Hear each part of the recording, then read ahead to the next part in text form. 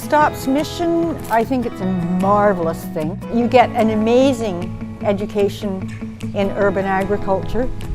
It really helps people a lot in terms of self-reliance, and that's very important. We're socially programmed to rely upon our consumer culture, and the Stop helps you to break away from that. We have about 75 tilapia fish here at Upstream Aquaponics, and they're an integral part of the system here. We feed them this feed, and that turns into an ammonia-rich waste that comes off these tanks and goes over to our media beds. The plants take up that really nutritious nitrite and turn it into vegetable matter.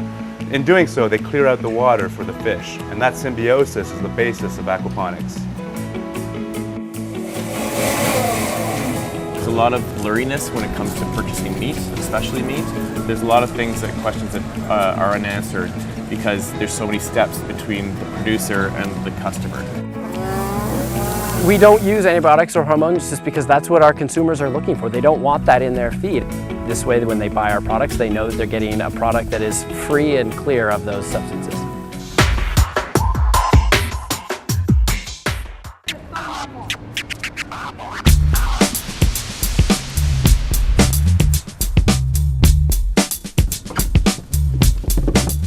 My name is Rachel Gray. I'm the Executive Director of the Stop Community Food Centre. We're a not-for-profit organization working in Toronto, and we believe in the power of food.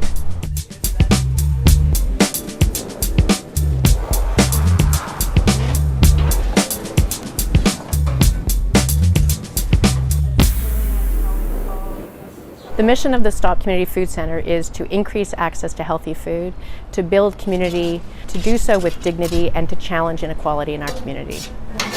We are, in fact, one of the oldest food banks in the country. The Stop was founded officially in 1983 as Stop 103, and our work has evolved since then to include a robust drop-in program. We offer breakfasts and lunches 4 days a week. We have community gardens that operate in a greenhouse and in community gardens across the West End, where we grow thousands of pounds of food. Most food banks feel limited in terms of what they can give to people, and it often ends up being pretty unhealthy food.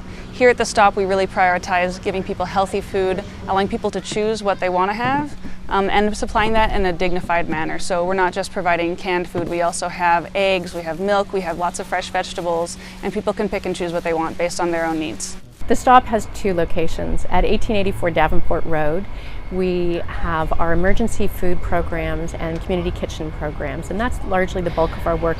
Our Christie location is where we have the Green Barn, and that's our urban agriculture hub. We have a 3,000-foot greenhouse. In the greenhouse, we're growing a wide variety of food. A portion goes to the volunteers who actually work here. They can take some things home with them. The rest of the harvest goes to the Stop's meal programs at the drop-in at 1884 Davenport and also at the community kitchen. All of the food that we grow at the Stop is organic. It's not certified organic, but all of the food is organic. We aren't able to serve 100% organic food in our meals, but it is largely locally grown and locally sourced. Oftentimes when people are hungry, they'll resist coming to a food bank because of the stigma that's associated with food banks. Dignity is very key to our work, so when you come to the food bank, you're welcomed. If you live in our catchment, you're entitled to a food hamper a month. And more than anything else, they can come to the Stop and be part of the community and make use of the emergency food that's available to them. The Global Roots Garden was started about 5 years ago, and it's a gardening program for newcomer seniors and youth. We have people from all over the world involved in our programs here, like Global Roots is a prime example, and they bring seeds that have been in their families for generations upon generations. We've got a Chinese garden, Tibetan garden, Filipino, Polish, Latin American garden. Yeah, the gardens, they grow whatever it is that they want to grow. Some things are food crops from home. So the seniors are sharing knowledge with the youth are helping the seniors out with the work.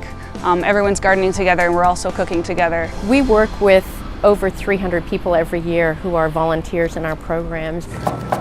That enables us to serve thousands of people. I think we work with something in the neighborhood of 10 or 12,000 households that we serve through food hampers in our food bank. I volunteer once a week, and I've been doing this for more than 5 years. The reason I volunteer my time is that I love what they do, I believe in what they do. I know of no other organization that has such a broad-based approach to food security and providing decent, nutritious meal to the people in need. Besides, it's also fun to work with our chefs, Monica and Scott, who churns out week after week delicious meals. One of the perks of being a volunteer here is that I get to taste the delicious food at the end of the day.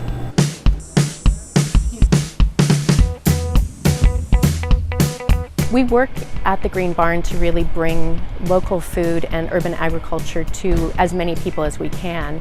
So included as well in that is the YIMBY program, which is the Yes in Our Backyard program. The YIMBY program has been around for about 5 years, and on any given year there's about 30 to 50 yards affiliated with it. And it's a backyard sharing program where people who have underused backyard space are able to share it with people who don't have access to yards and maybe are on wait lists for community gardens and waiting to get access to land. We connect them with each other, and people have the choice of either sharing the work and sharing the food, but it's usually a bit of a partnership between the two people. I think the cherry tomatoes are ready. Yeah, there's a bunch. Well, the homeowners love it because they're often either seniors who can't keep up with their garden work anymore, and the gardeners obviously love it because the wait lists on community gardens are far too long, and a lot of people in this area live in apartments, and it's a really, really great way to get access to space to grow food. I think it's a fabulous program. It gets neighbors together. Hannah has been a huge help to me in the garden, actually, because she's young and fit and she literally digs right in. She's great with a shovel, and she's not afraid to get her hands dirty at all. She's helped me with digging, weeding. When I'm taking a vacation, I'll water her plants, and vice versa. And over and above that, we've become friends. Here's a good one. The YIMBY program has been great. I wouldn't have had the opportunity to have access to a garden or a backyard at all. I live in an apartment, and I love being outside, and I just found out through a neighbor, actually. She was the one on the list, and she swapped and gave me her spot, and I've had access to this beautiful garden. Along with the initial garden match, we also provide people with all the means to grow their own food, access to a tool share and a workshop series, and we also do garden visits throughout the season to help support gardeners. I'll hold on to this side here and you can pull. Yeah. It's going. The Stop's mission, I think it's a marvelous thing. You get an amazing education in urban agriculture. It really helps people a lot in terms of self-reliance, and that's very important. We're socially programmed to rely upon our consumer culture, and the Stop helps you to break away from that. Who wants to do some seed saving? Investing in urban agriculture is about investing in community self-sufficiency, so not only relying on charity and government support, but also looking to the community for our solutions to food security. We talk about the food system because it's really important to us. We believe that food is a basic human right. And at the heart of all of this is acknowledging that there are somewhere in the neighborhood of 4 million Canadians who don't have access to healthy food on a regular basis, who can't feed themselves or their children. And that's not something that can go on. That's something that needs to be addressed through community food centers. Hey guys, I'm Stephen Louis, founder here at Upstream Aquaponics, which is an urban aquaponic farm here in Newmarket. Today we're going to take you on a little tour and we'll show you how to build your very own system at home.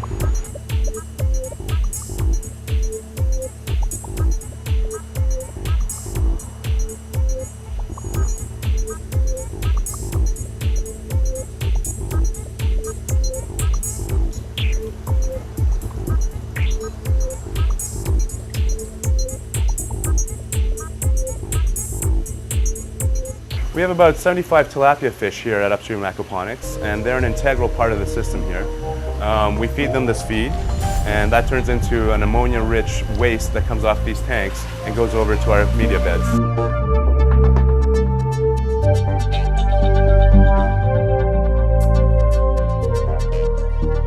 From the fish tank, the ammonia-rich water gets pumped into these media beds. And in the media beds, we have these hydrogen clay pellets. These are useful to us because, first of all, they're pH neutral, and second of all, they provide a lot of surface area for the bacteria to colonize that turn the ammonia into nitrates and nitrites. From the media beds, the nitrites that get produced get flowed into these grow beds here. Here's where the plants take up that really nutritious nitrite and turn it into vegetable matter. In doing so, they clear out the water for the fish, and that symbiosis is the basis of aquaponics.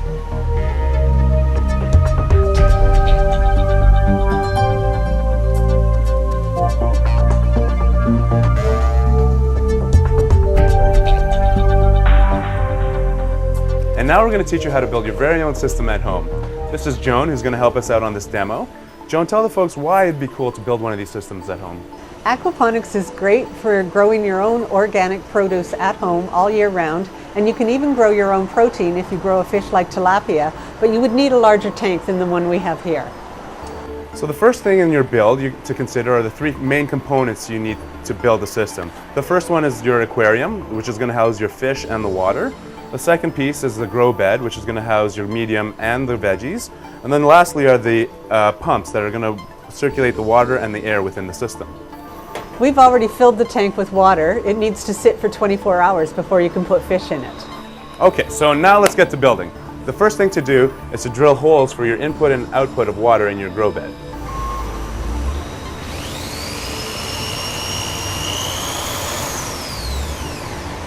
So now that we've drilled a hole in it, we need to ream it out a little bit. Usually we'd be using a hole saw, but we don't have one, which is fine. We'll use a regular drill bit and come in and ream it out a little bit.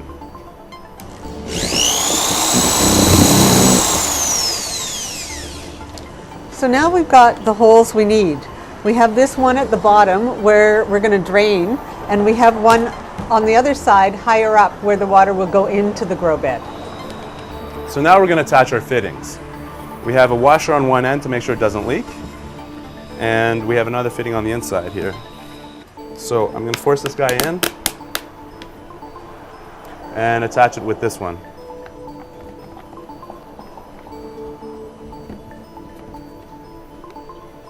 There we go.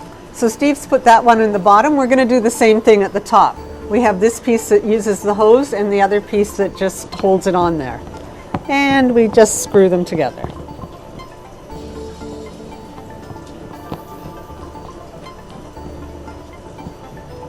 The next step is to add the clay pellets for the plants to grow in.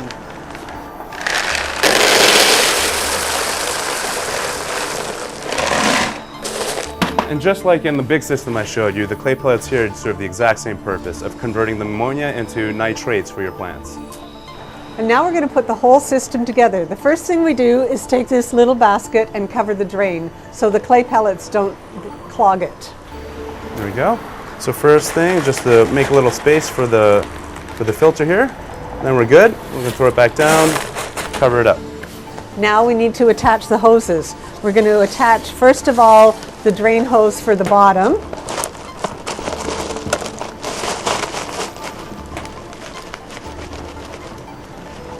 Okay. And we add the hose in the top, the intake hose. So this intake hose is already attached to our pump, which we're going to throw in the tank. So we're going to get our water pump in the tank. We're also going to put our air pump in the tank. We'll turn both of these guys on. Steve's going to plug in the air to be so the water's ready for the fish. And he's going to put the fish in the tank now.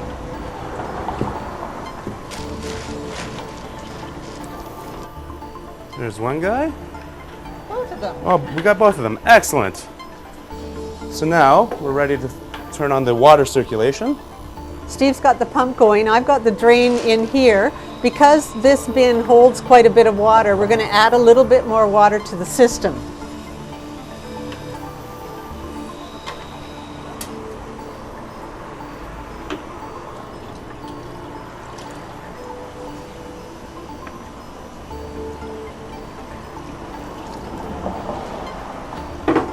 Then we set the bin on top of the fish tank.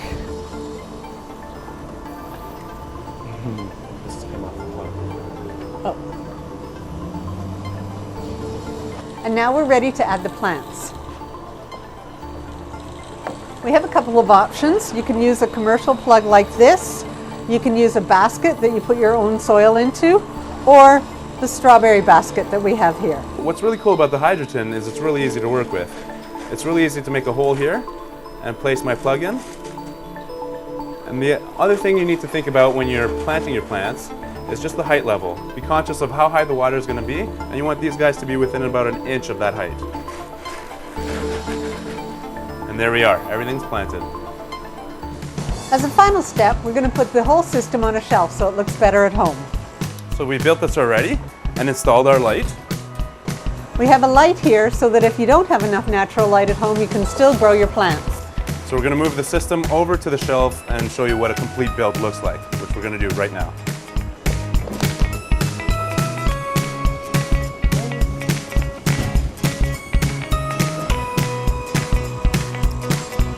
And there you have it, your very own home aquaponic system. In 6 weeks, you'll have lush green plants like this. And at the end of all of this, you have a beautiful aquarium and a great garden for you to enjoy year-round in your own home.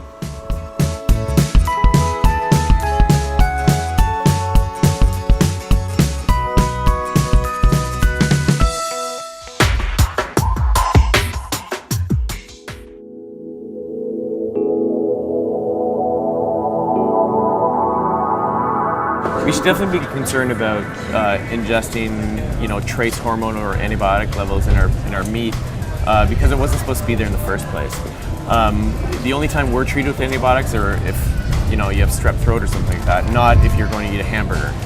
I think one of the biggest differences is the system in which we raise our animals, but it's really the production system would be the difference in our product over what I would call a conventional product.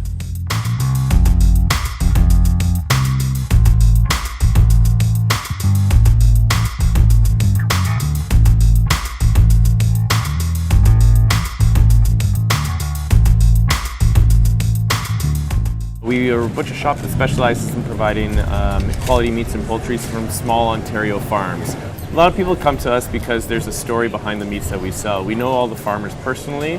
They raise their animals with ethics in mind, so no antibiotics or hormones. These are things that you can't find in a lot of grocery stores, and that's something that a lot of customers like to come in and hear about and learn about. We like to be as informed as possible as staff, as for customer service, so that if someone comes in and wants to know how their animal was raised, we can tell them pretty much without having actually done it ourselves that we know the people who have done it and this is how they do it. There's a lot of blurriness when it comes to purchasing meat, especially meat. There's a lot of questions that are unanswered because there's so many steps between the producer and the customer.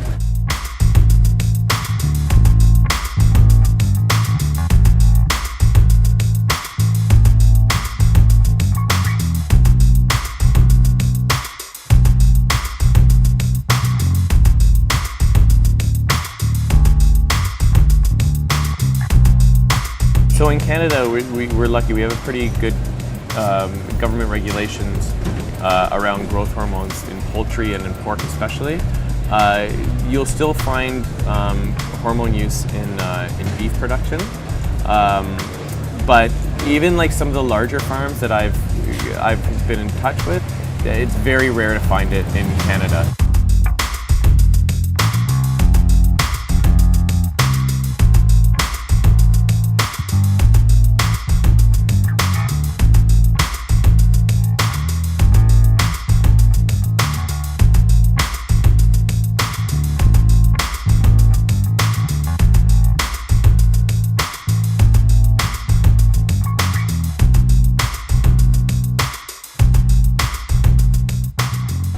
Based on what many people say about how our immune systems aren't as strong as they used to be because of the amounts of antibiotics that we ingest, I think there's definitely risks there, and I'd prefer it if we didn't have to take those risks. I think it's just kind of the smarter way to be.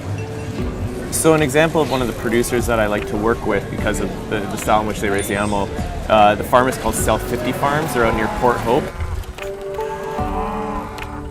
Hi, my name's James Sculthorpe and welcome to Ep.5 Farms. We raise all natural grass-fed beef. I run the farm with my brother Ian. We've been doing it for about 5 years now.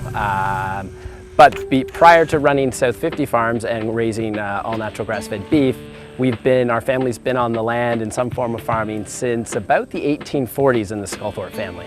For us, the reason we chose to raise grass-fed beef and on our farm was largely because of the holistic nature of it. We wanted to see the whole process right from the start, from having the calves on our land all the way through to working with our customer and seeing that whole process, which is very unique in the industry, or in the cattle industry. And so we like that whole approach. We like the environmental aspects of it. We like the animal husbandry aspect of it. And also just our own personal connection with the land and really creating a product and seeing it through to the consumer. Some people will say there's a different taste. Some people say it's a bit of a gamier taste. It's a leaner meat, so it's not quite as fatty as other meats, and the fat can really drive the flavor. We've had a lot of consumers tell us, and a lot of older consumers say that this is what beef tasted like when they were younger. So we have a bias. We obviously really enjoy the taste of our meat. Very tender, very flavorful, but it is different than what I think the average consumer might be used to. In Canada, hormones are not permitted in the production or the growing of poultry and pork. Unfortunately, that's not the case in beef, so consumers looking for hormone-free product really need to be aware and ask the right questions to determine if there are hormones in the beef. We don't use antibiotics or hormones just because that's what our consumers are looking for. They don't want that in their feed, and it's not that they just don't want that in their feed, and there's lots of publicity around that, a lot of negative press around that, so our consumers just don't want to deal with that at all, and this way when they buy our products they know that they're getting a product that is free and clear of those substances. Let's take beef for example. Antibiotics would only be used if an animal gets sick, so say somehow it comes down with like an infection, a vet is called in and that drug is administered. Now the difference between, say, industrial farming is some feeds will be laced with antibiotics as a whole, just as it's almost like inoculating the population to prevent any of the animals getting sick. So I prefer to use farmers that are a little smaller, a little bit more space, don't need that type of treatment for all of their animals. If the consumer's looking for a hormone, antibiotic-free, grass-fed product that hasn't been raised in a feedlot and fed corn, then yes, they might perceive greater quality and value in our product. And that's really who we're tailoring to. I mean, that's how we want to raise an animal, and we're connecting with those consumers that share that belief or that mindset. I think grass-fed beef is preferred because it's that kind of back to basics farming philosophies. I don't know if it's sustainable to feed as many people that eat beef, which is why not all beef is grass-fed, because it requires a lot of pasture, a lot of space. We've worked with Peter Scanigan since we started our farm. He came out here and we shipped our first couple animals to him, and we've grown the business from 4 animals in our first year, and hopefully this year we'll ship close to 50 animals. They've been a great partner. They share a lot of our same philosophies, local Ontario-based products, antibiotic and hormone-free. They've just been a great partner, and we've been able to grow with them. So we're very excited to sell our product there. I'd like to think that we can actually make a bit of a difference in the farming community, so that the producers will know that in order to sell their product at a store like mine, or even like some of the other butcher shops in the city, they have to meet these standards before they can do it. The truth is that meat raised like this costs a certain amount of money. And so again, it's not for everyone, but I think it can be for everyone if they eat it in moderation. I think we really, as a society, have to start thinking about a more sustainable future. And when I say sustainable, I mean definitely in an environmental way, like how we're treating the environment, how our animals are being raised on the land that they live on. So are we going to be able to eat 1 pound steaks every day for the rest of our lives? No, we can't. So we really have to start thinking of alternatives to our eating habits, as well as the habits in which farmers produce the meat, and be very cautious about where we're getting our meat from, and not always look at the bottom line. Not always look at like, oh, if this is only 99 cents a pound, it must be worth it, because it's not going to be.